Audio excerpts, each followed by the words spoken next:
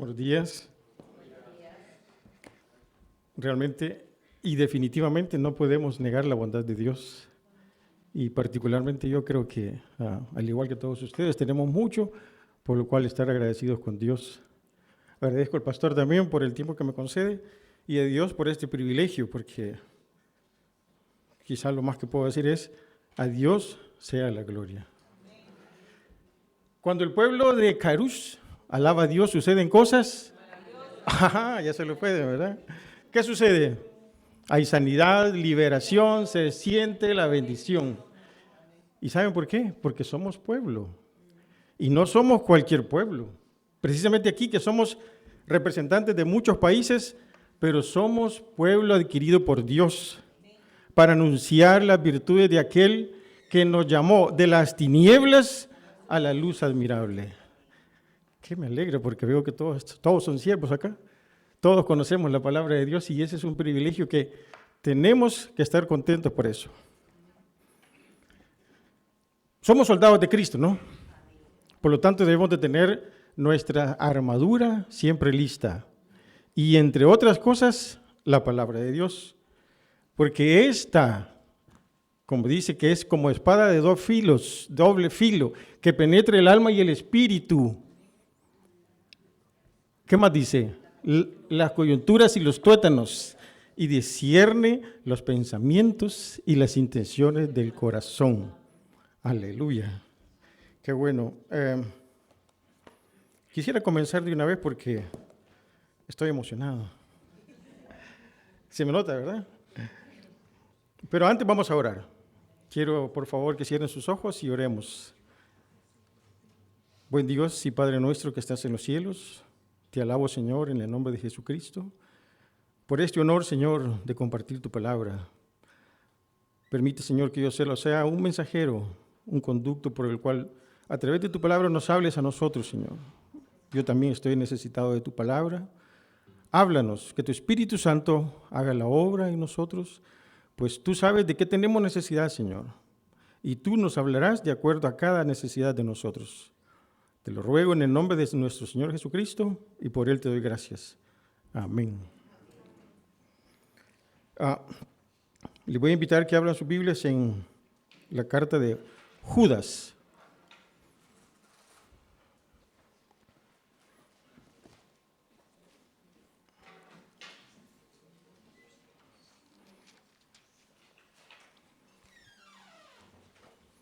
Así tenganla abierta. Quiero contarles que cuando yo era niño, cualquiera va a decir, pensaba como niño. No, cuando yo era niño, y creo que todavía ahora que estoy un poquito más grandecito, me sucede. Cuando yo era niño y me decían que me iban a llevar a algún lugar a divertirme, a la playa, al río, a la montaña, a donde sea, me emocionaba y me alegraba y estaba desesperado por ese día. Pero cuando llegaba ese día, ni siquiera había preparado mi maleta ni nada, sino que solo me dejaba de llevar porque mis papás me llevaban, lógicamente. Pero cuando íbamos en el camino, iba preguntando, ¿ya vamos a llegar? ¿Falta poco para llegar? ¿En cuánto tiempo llegamos? Y me decían, 45 minutos vamos a llegar. Y un minuto después volví a preguntar, ¿ya vamos a llegar? Pero era una desesperación, no sé si a alguien le ha pasado así.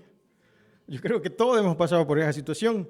Claro, cuando llegábamos al lugar, lo disfrutaba como tal. Pero resulta que en el futuro, o sea, después, cuando me ofrecían llevarme de nuevo a uno de esos lugares que yo ya conocía, la emoción era mucho más grande, porque yo ya sabía hacia dónde íbamos. Y ya no andaba preguntando cuánto falta para llegar, sino que yo solo iba viendo las señales. De hecho, ya había preparado mi maleta yo mismo, porque sabía qué es lo que iba a hacer, y en el camino solo iba viendo las señales. Ok, ya falta poco, ya vamos a llegar, y cuando llegaba, a disfrutar. Por esa razón pensé poner el tema a este mensaje, el final del camino.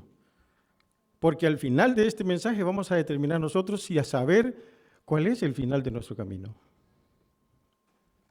Ahora sí aparece. Ahora sí leamos entonces Judas. El versículo 1 dice, Judas, siervo de Jesucristo y hermano de Jacobo, a los llamados, santificados en Dios Padre y guardados en Jesucristo. Amén. Solo eso vamos a leer. Antes, perdón, voy a tener que movilizarme un poco. Antes que nada, quiero, como ya se dieron cuenta, esta carta de Judas no está dividida en capítulos, sino que solo en versículos, porque es una carta muy pequeña. Es más o menos una de las 4 cartas, 5 cartas más pequeñas, solo superada por, gracias Joseph, superada por la segunda y tercera de Juan, parecida de Filemón también, porque tiene 25 versículos, y en el Antiguo Testamento solo hay un libro que es del profeta Abdías, que es incluso menor que esta, porque tiene 21 versículos. Entonces, así como esta carta es de pequeña, pero aún así tiene uno entre varios mensajes poderosos. Esta, y se les recomiendo que la lean en su casa, pero que la lean detenidamente y que la lean con las referencias a las cuales la carta lo lleva a uno. Y van a encontrar una maravilla de mensajes, pero hoy solo quiero compartir el versículo 1. Claro, podríamos pensar, ¿quién es este Judas? Porque dice que le escribe Judas. Y se acuerdan que dentro de los apóstoles había un Judas que era el Iscariote, pero ese no era. Y había otro Judas que le llamaban Tadeo también, y algunos le llamaban Judas Tadeo, pero tampoco era ese. Entonces se nos complica un poco porque dice Judas, siervo de Jesucristo y hermano de Jacobo. Ahora resulta que tenemos que saber quién es también este Jacobo. Pero bueno, de eso se encargan los evangelios. Los evangelios nos dicen que este Jacobo era hermano de Jesús. Mateo 13:55 lo menciona así, cuando la gente decía, y cuando hablaban de Jesús, y este que no es el hijo del carpintero, no se llama María su mamá, y sus hermanos Jacobo, José, Simón y Judas, porque Judas era el menor, y sus hermanas también están ahí. Entonces todo el mundo sabía quién era este Jacobo, y nosotros también vamos a descubrir quién es. Este Jacobo es el mismo que nosotros le llamamos Santiago. Y en Santiago 1:1, me gustaría que lo pusieran también, para que vean el saludo que este Santiago tiene, que es parecido al de este señor Judas, que es su hermano menor. Y dice, Santiago, siervo de Dios y del Señor Jesucristo. Y ahí dice que es a todas las tribus dispersas. Pero si se dan cuenta, utiliza la misma forma de anunciarse, siervo de Dios. Y este dice siervo de Jesucristo. Cuando dice siervo de Jesucristo, este Judas, bueno, pero primero veamos entonces, si este Santiago era hermano de Judas, entonces Judas, ¿qué es? Medio hermano de Jesús. Imagínense que él, si yo hubiera sido el que escribiera esto, yo pondría Peter, hermano de Jesucristo, y amigo del pastor, y amigo del diácono, y todo lo demás, porque yo sí quisiera como, ¿cómo se dice?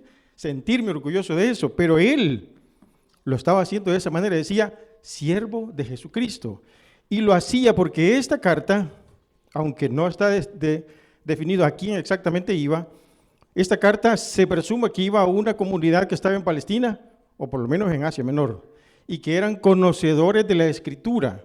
Y ellos sabían que en el tiempo antiguo, cuando un hombre se presentaba, cuando era un instrumento de Dios, decía, siervo de Dios. Entonces Judas intenta hacer ver que este Jesucristo que está hablando tiene la misma categoría de Dios. Claro, los que estaban leyendo esa carta en su momento lo entienden de esa manera y eso por eso lo dice. Pero ¿por qué dice que es hermano de Jacobo, que es Santiago? Porque Santiago era hermano de él y hermano de Jesús. Imagínense ustedes esta situación. Los dos hermanos con Jesús, ¿qué pasaba cuando estaban jóvenes? Para que no se me duerman, se lo voy a decir yo. Resulta que cuando estaban jóvenes ellos jugaban entre sí, corrían entre sí, comían entre sí y hacían de todo entre sí porque eran hermanos, vivían en la misma casa. Pero ellos no compartían con Jesús. Ellos no lo veían como el Mesías, no lo veían como el Salvador que había sido prometido cuando le habló el ángel a María y le dijo, nacerá un hijo y le llamarás Jesús, porque él salvará a su pueblo de sus pecados. Estos no lo veían así. Y pasó el tiempo, terminó el ministerio de Jesús. Jesús murió, pero al tercer día resucitó. Y entonces, el apóstol Pablo dice que Jesús se apareció más o menos como a 500 personas, comenzando por María Magdalena, que fue la primera que lo vio, y se le apareció a Santiago, el hermano del Señor. Y es ahí cuando este Santiago, que no quería antes hablar de Jesús, que no creía en él, ahora que lo había resucitado, aparentemente tuvo una conversión. Y en poco tiempo llegó a ser el líder de la iglesia en Jerusalén. Y como Pablo lo dice también más adelante, una de las columnas de la iglesia.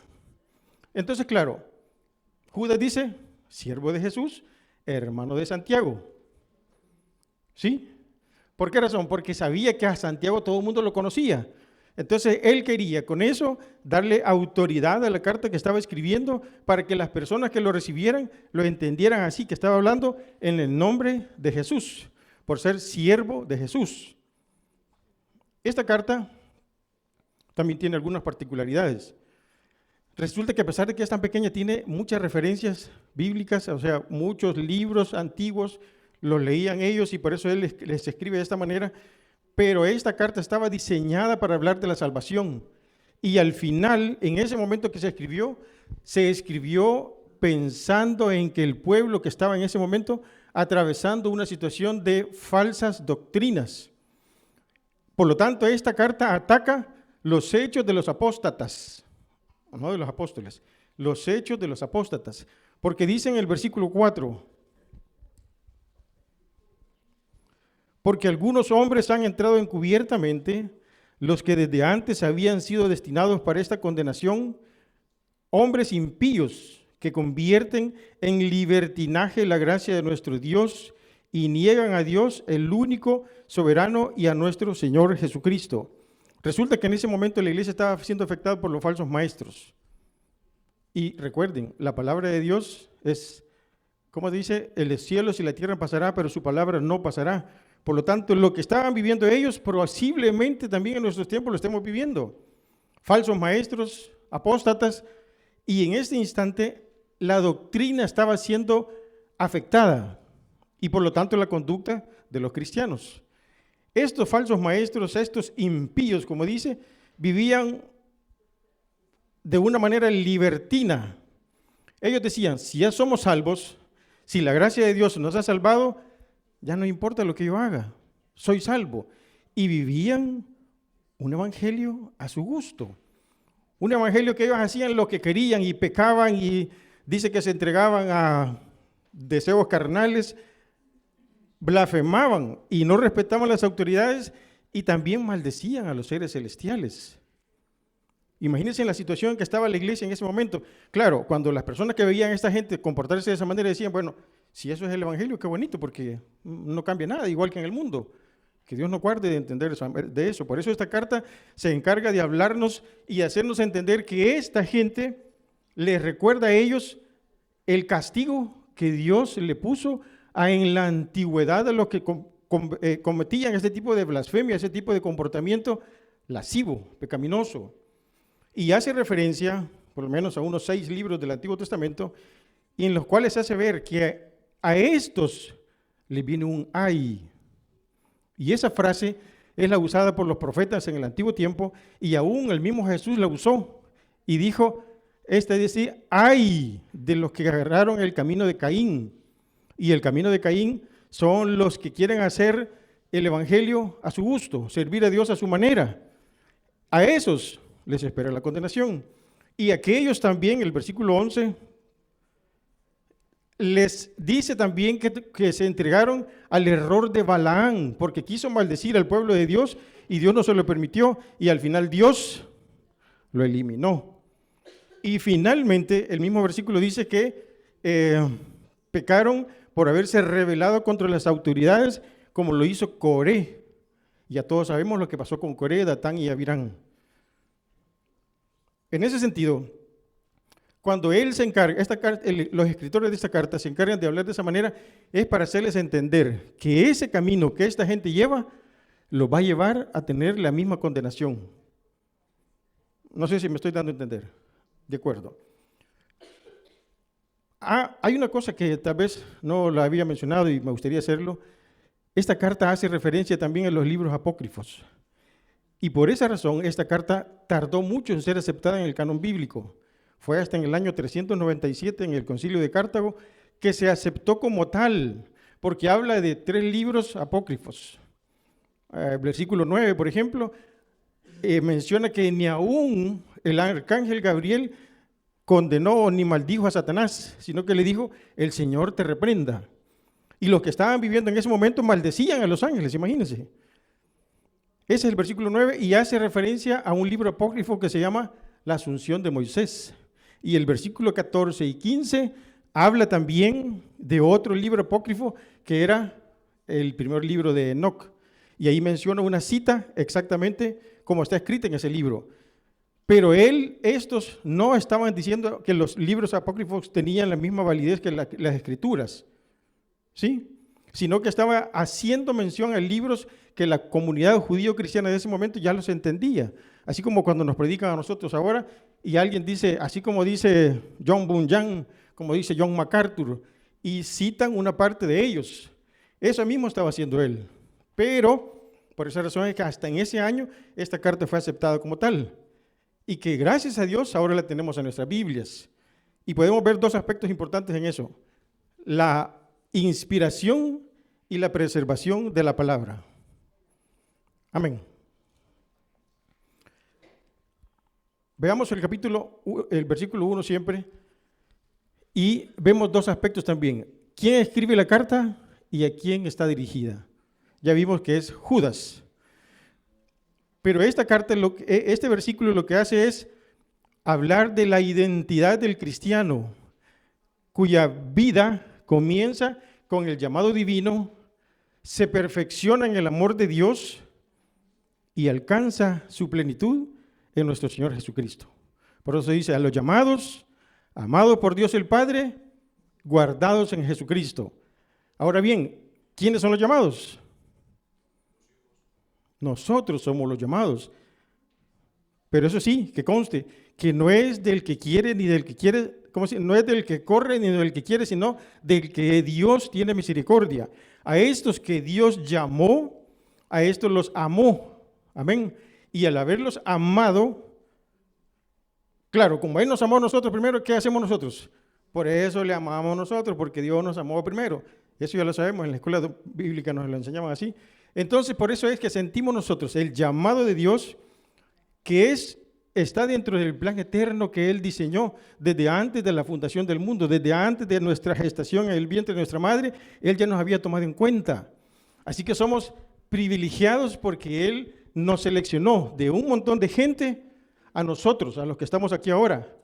Esperaría que todos seamos llamados. Ya lo vamos a ver. No depende de mí, depende de la palabra. Entonces, si somos amados por Dios, cualquiera puede decir, ¿y cómo sé yo que soy llamado? ¿Y cómo sé que soy amado? Porque el mismo versículo dice, guardados en Jesucristo, porque este plan eterno no depende de nosotros, no depende de nuestra fuerza, de nuestra capacidad, de nuestra experiencia, que porque tengo conocimiento en teología, en griego, en árabe o lo que sea. No, es por la gracia divina de Dios a través del Señor Jesucristo. Por eso dice que de tal manera amó Dios al mundo que dio a su Hijo unigénito para que todo aquel que crea, ahí está la clave, para el que crea tenga vida eterna. Ya vamos descubriendo por dónde va entonces el final del camino. De esa forma, cuando Él nos guarda en Jesús, el mismo Jesús nos guarda en Él, se cumple lo que menciona también en Juan 17, versículo algo, y dice, estos que tú me diste, yo los he guardado. Ahora yo voy a ti, guárdalos tú, porque no perdí ninguno, sino solamente el que venía ya destinado para ser perdido. Ya saben a quién me refiero.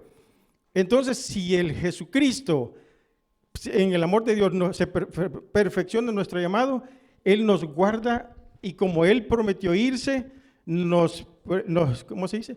Le pidió al Padre que sea Él quien nos guarde.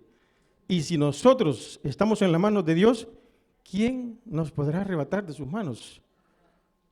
Amén. Pero ¿Somos amados? ¿Estamos guardados dentro de Jesucristo? Dependerá si nosotros hemos aceptado ese llamado de Dios, si hemos reconocido el amor de Dios y si nos sentimos guardados por Dios. Si es así, entonces sí, nosotros podemos decir, soy amado por el Señor, he sido llamado por Él y soy guardado en Jesucristo. Por lo demás, ¿qué es lo que nos espera? La salvación, porque Jesucristo nos salvó de la condenación eterna. Entonces, el final del camino, ¿qué hay? La salvación. Pero ¿qué pasa con aquellos que no han escuchado el mensaje? No ahora, no se preocupen, sino durante toda su vida y no han llegado a los pies de Jesús. No se sienten llamados, no se sienten amados. Claro, más de alguno puede decir, a mí me gusta el Evangelio. Y yo voy a la iglesia, yo ofrendo, yo diezmo, participo en los eventos, en los campamentos, en todo esto. Pero eso de entregarme a Jesús y querer servirle no va conmigo porque no estoy preparado. Hasta que yo esté listo, entonces me voy a entregar y sí voy a ser un siervo fiel. Claro, está bien que lo diga así, que Dios le ayude a tener tiempo para que llegue ese día, porque no sabemos la hora en que el Hijo del Hombre ha de venir.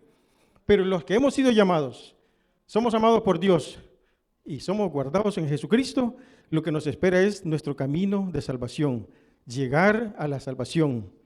Y termino con este versículo.